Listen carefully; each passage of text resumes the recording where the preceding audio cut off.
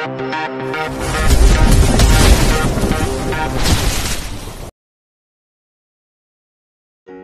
29. Hasrat sang mertua. Maukah kamu menikah denganku Ayunda? Ucap Pak Tejo, sambil memegang sebuah kotak berisi cincin. Semua orang-orang tercengang melihat Pak Tejo melamar Ayunda. Akad nikah Ambar menjadi heboh, karena kejadian ini mereka di sana sudah menganggap sebagai hiburan terbaru. Pak Tejo, sebagai juragan sapi terkenal sudah memiliki istri 2 dan dia melamar Ayunda, yang status janda. Kedua istri Pak Tejo, mata mereka terbalalak melihat cincin berlian yang mengkilat. Bahkan orang di sekitar sangat tercengang melihat cincin berlian yang mengkilat, tak terbayang jika cincin itu melingkar di jari manis Ayunda. Aku yakin Ayunda pasti menerimaku, apalagi aku membelikan sebuah cincin berlian, batin Pak Tejo. Ia tersenyum manis tak lupa dengan mata genitnya. Melihat wajah Pak Tejo saja membuat Ayunda merasa jijik. Apalagi jika menjadi istrinya. Nampak sekali wajah kedua istri Pak Tejo sangat murka dan menatap Ayunda dengan tajam. Sial, aku selama ini selalu mengabdi menjadi istri Tejo, bahkan rela dimadu, tak pernah dia seromantis ini kepadaku. Gumam Arum. Namun masih didengar oleh Sila. Benar Rum, dulu waktu kami PDKT saja tak pernah seperti itu. Mana cincinnya terlihat sangat mahal, balas istri kedua Pak Tejo. Jangan sampai Ayunda jadi istri Tejo. Bakalan tersingkir kita berdua olehnya. Pasti Tejo selalu membela istri mudanya itu. Bisik Arum. Sudah jelas terlihat jika Ayunda lebih susah ditaklukkan. Mana tatapannya seram, balas Sila. Ayunda tengah menggaruk kepalanya yang tidak gatal. Kamu tahu kan Yu, kalau aku tidak suka penolakan, ucapnya lagi. Wah, bakalan jadi mertua kubu. Bisik Ambar. Makin susah ini ceritanya, bisik Busari. Masa si Ayunda mau? Bisik yang lainnya. Kayaknya mau deh, soalnya Pak Tejo cukup terkenal karena juragan sapi, ucap yang lain. Mana mau Ayunda jadi istri ketiga Pak Tejo? Timpal yang lainnya. Kamu yakin mau Yu? Bisik Bu RT.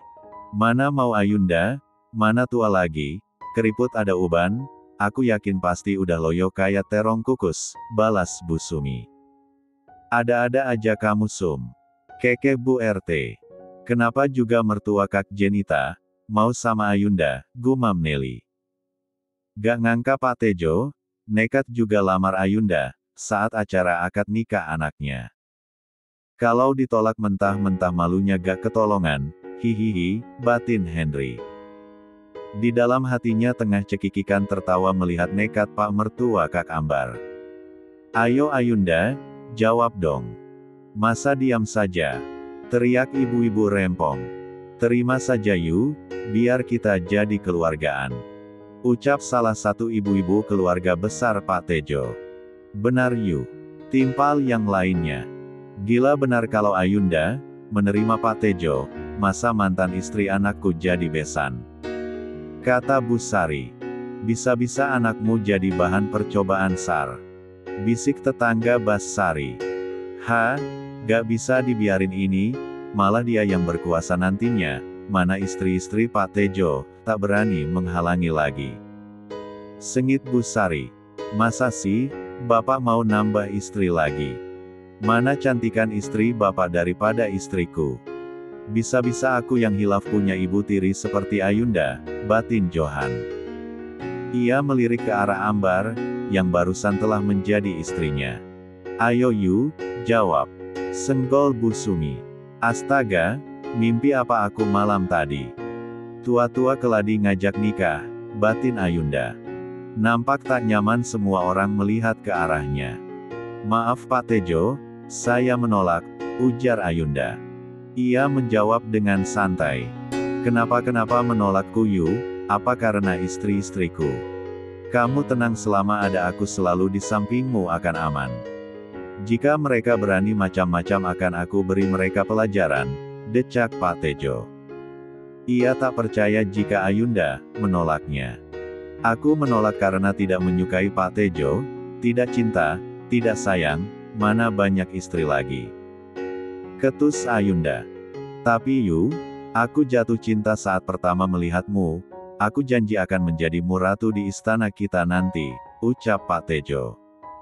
Ia juga merasa malu sudah ditolak Ayunda. Apalagi banyak orang di sekelilingnya saat ini. Maaf Pak, saya tidak bisa, permisi, tolak Ayunda. Ia melenggang pergi meninggalkan rumah Bu Sari. Ia sudah muak menjadi bahan tontonan gratis di acara akad nikah mantan kakak iparnya. Saat Pak Tejo ingin mengejar Ayunda, namun dihalang oleh Bu RT. Jangan dipaksa Pak Tejo. Kalau Ayunda tak mau, ujar Bu RT. Gak usah dikejar besan, nanti harga dirimu tak berharga di depan orang-orang, hanya satu wanita saja. Timpal Bu Sari. Masa Bapak mau sama Ayunda, dia terlalu muda sama Bapak, decak Johan. Bagus, ternyata Ayunda tak mau dengan Pak Tejo. Berarti aku masih ada kesempatan, batin Henry. Syukurlah kalau Ayunda tak menerima mertuaku, batin Ambar. Mungkin tipe Ayunda lebih tinggi, batin Nelly. Kamu apa-apaan sih, sahut Bu Arum kepada besannya. Jaga ucapanmu besan, jangan sampai tersinggung sama Pak Tejo. Tegur Sila. Pak Tejo terdiam sejenak. Saat melihat sekeliling banyak orang tengah berbisik dan dia pun meninggalkan rumah besannya itu dengan hati kesal vs malu. Tuh kan Bu, mana mau Ayunda. Walaupun Pak Tejo banyak uang, ucap Bu Ibu di situ. Iya, mana mau Ayunda jadi istri ketiga Pak Tejo. Kekeh yang lainnya. Kayak gak ada laki-laki lain saja kalau Ayunda sampai menerima Pak Tejo. Aku yakin Ayunda pasti sudah punya, apalagi dia kerja di kantoran, kata yang lainnya. Bahkan lebih banyak lagi guncingan orang-orang di situ. Pak Tejo tergesa-gesa menaiki mobilnya. Sebelum dia menancapkan gas, ia sempat melirik ke rumah Ayunda dengan tatapan tajam. Pak, buka pintunya. Sang istri menggedor kaca mobil dan membuyarkan tatapannya. Cek.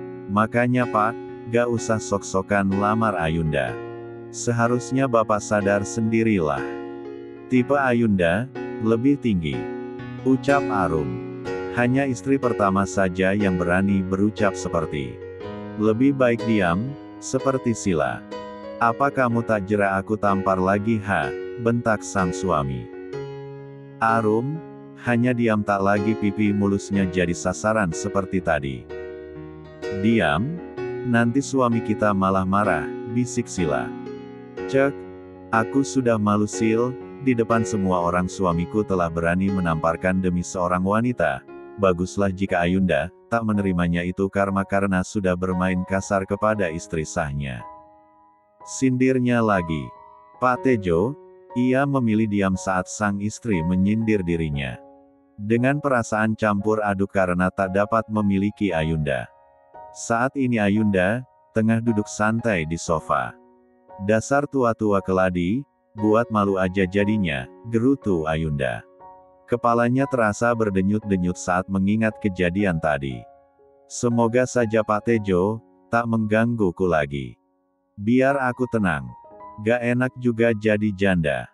Serba salah gitu, daripada mikir gak jelas mending aku istirahat mumpung libur, boboha. Gumam Ayunda. Bab 30. Tuh muka kenapa kusut amat, tegur Regan, di kantin saat jam makan siang. Abis dilamar juragan sapi kemarin, sahut Sisil, teman kerja tak jauh dari tempat tinggal Ayunda. Ember lo, ujar Ayunda. Bew, kenapa gak kamu terima?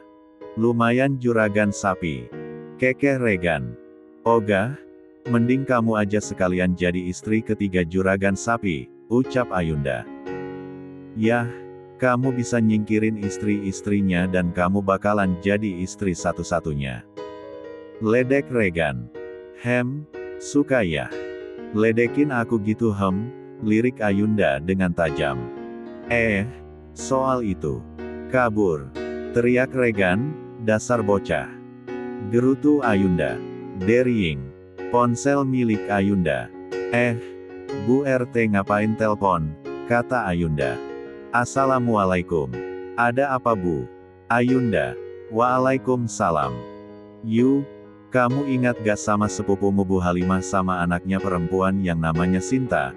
Mereka udah lama gak kesini selama ada kasus orang tuamu dulu, pasti kamu ingat mereka ada di sini. Bu RT. Oh, ingat Bu. Mereka diusir karena nyolong duit arisan ya.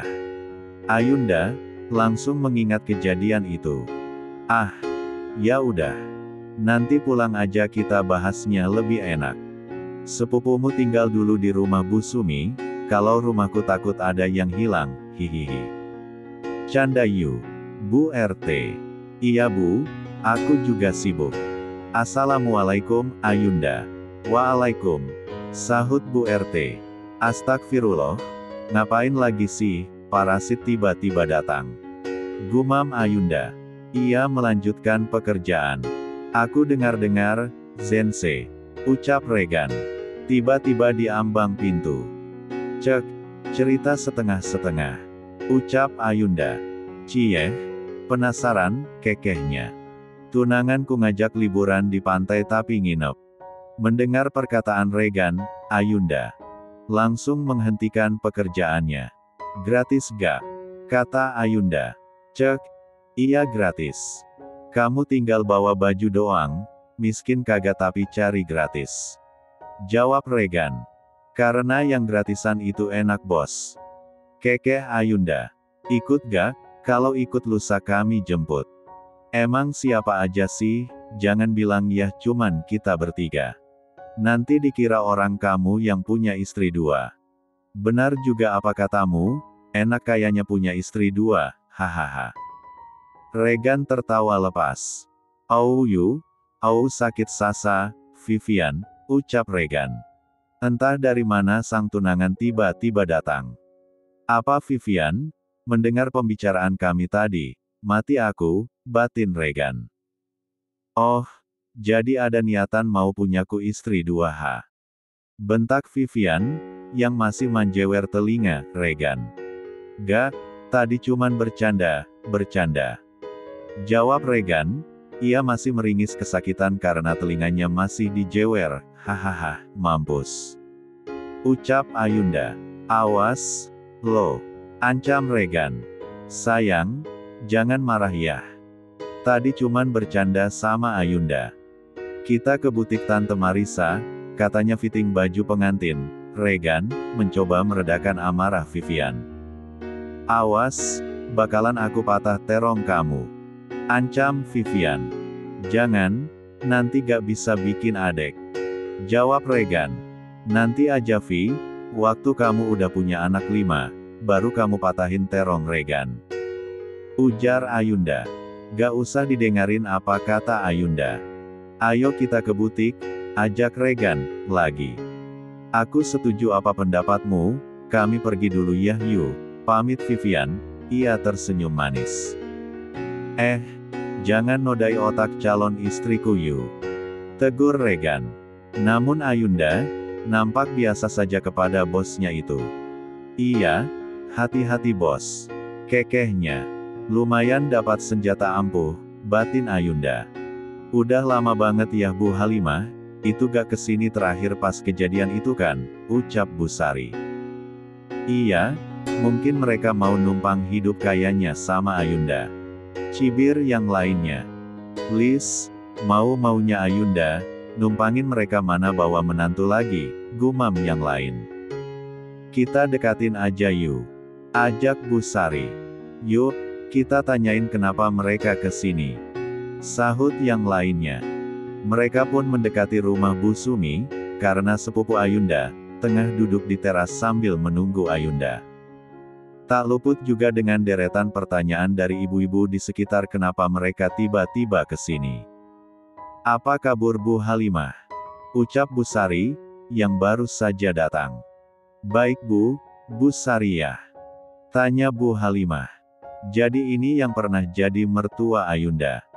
Benar sekali, udah bertahun-tahun kalian gak kesini, tapi entah kenapa tiba-tiba sekarang kalian nongol, tanya Bu Sari. Ia nampak tak suka dengan Halimah. Kami kesini karena pekerjaan menantu dekat dari sini, saya ikut karena Sinta, lagi hamil besar, mana ini hamil pertamanya, jadi dia takut tanpa aku. Jawab Bu Halimah. Oh, jadi kalian mau numpang di rumah Ayunda, gitu? Tanya Bu Sari, lagi. Cek, paling kalian semua mau manfaatkan Ayunda, batin Bu Sari. Sementara, sebelum kami dapat kontrak setidaknya. Jawab Bu Halimah. Kalau masalah kontrakan serahkan kepada saya Bu, sekarang juga bisa. Sahut Bu RT. Gak akan aku biarkan kalian mau manfaatkan Ayunda, batin Bu RT. Soal itu, nanti kita bahas Bu RT, kami mau menemui Ayunda, dulu. Kangen kami semua. Sahut Sinta. Oh, awas yang kalian macam-macam sama Ayunda, kami gak bakalan tinggal diam. Ayunda, sudah kami anggap keluarga loh. Sahut Bu Sumi. Bu Halimah hanya diam mendengar perkataan tetangga Ayunda. Dia hanya tersenyum kecut saja. Gaklah Bu, kami kesini cuman pekerjaan menantu saya, karena dekat di sini. Ucap Bu Halimah. Berapa bulan kamu hamil Sin? Tanya Bu Sari. Ia melihat anak Bu Halimah, terlihat perutnya sudah besar. Baru 8 bulan, jawab Sinta. Cek, pasti irikan secara Ayunda, gak hamil waktu masih jadi menantu dia, batin Sinta. Oh, sayang sih. Ayunda, waktu dulu belum sempat hamil. Padahal aku pengen punya cucu, kata Bu Sari. Mungkin Ayunda menunda kehamilannya. Secara anakmu saja mana bisa memberikan nafkah kepada Ayunda. Balas Bu RT. Membuat Bu Sari bungkam tanpa menjawab perkataan lagi. Sial, jadi aku yang disudut-sudut, batin Bu Sari. Ada senyuman kecil di bibir Sinta, entah itu apa. Mana bisa Bu Sari melawan Bu RT, bisa-bisa mereka akan terusir nantinya. Lebih baik diam saja. Hari semakin sore, tak berselang lama mobil Ayunda telah sampai di perkarangan rumahnya. Wajah Halimah tersenyum kecil di sudut bibirnya. Terlihat jelas Ayunda tengah berlari kecil langsung masuk ke dalam dan menutup rumahnya tanpa menoleh ke rumah Bu Sumi. Membuat Bu Halimah geram dengan tingkah laku Ayunda, kenapa tak langsung menemuinya sehingga banyak cibiran para ibu-ibu di situ. Ada rasa malu di wajah Sinta dan suaminya. Mereka bertiga saling pandang saat ibu-ibu saling sindir. Ingin sekali mereka melangkah pergi menemui Ayunda. Namun langsung dicegat oleh mereka. Biar nanti Ayunda yang ke sini. Karena mereka juga ingin menasehati Ayunda. Bab 31. Sesampai di pekarangan rumah, Ayunda sengaja tak menoleh ke rumah Bu Sumi. Lah cepat-cepat menggembok pintu tersambung ke rumahnya dulu dengan rumah barunya. Lah sengaja tak membongkar rumah yang dulu karena rumah itu banyak kenangan bersama orang tuanya. Jika ada waktu segan dia membersihkan semua debu-debu. Bahkan seisi perabotan juga masih lengkap. Setelah selesai semuanya, barulah Ayunda membersihkan dirinya dan pergi ke rumah Bu Sumi. Terlihat jelas banyak orang-orang sedang santai, bahkan Bu Halimah sepertinya sudah menunggu Ayunda. Ayunda tersenyum kecil saat mendekati para ibu-ibu, bahkan ada mantan mertuanya juga. Apa kabar Nak Ayu? Bu Halimah langsung memeluknya. Apa kabar Kak? Sinta memeluk Ayunda. Oh, sudah hamil besar nih Sinta, batin Ayunda. Melihat perut Sinta yang sudah besar. Baik, kalian bagaimana? Alhamdulillah, kami baik.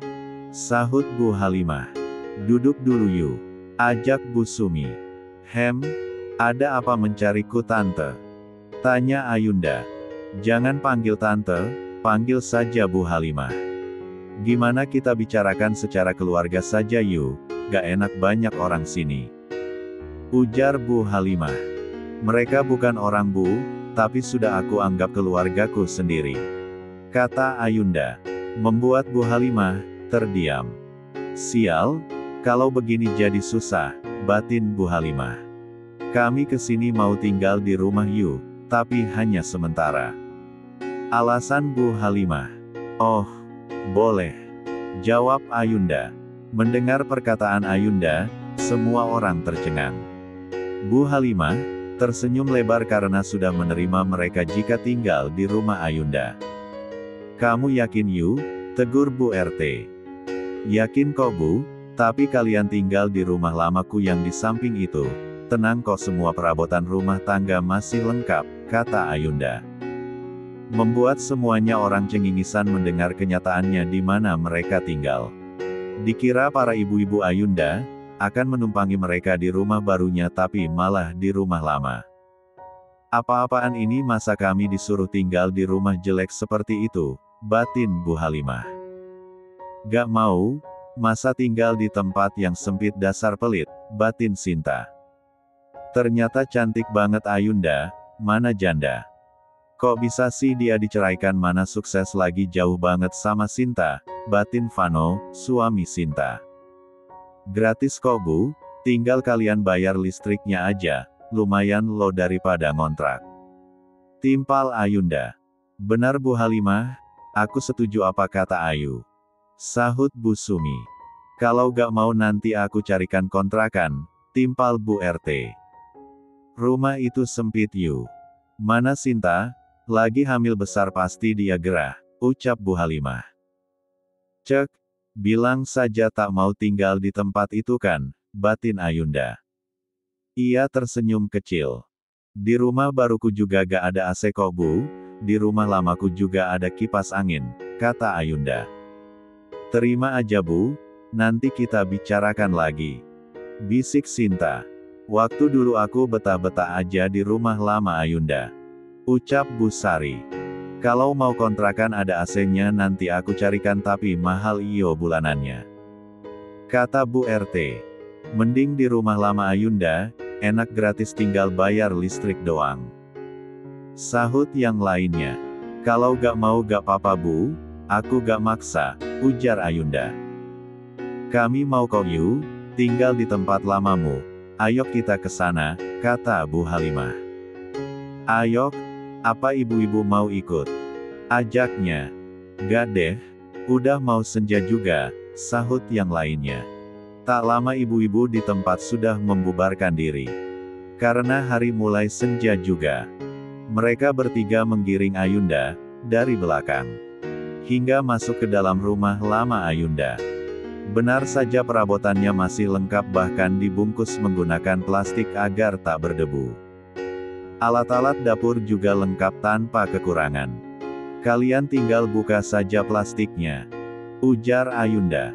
Kenapa kami tinggal di sini Yu, gak di rumah barumu? Ucap Sinta. Dia tengah duduk di sofa lama Ayunda, tanpa membantu apa-apa. Aku ini janda, kamu punya suami.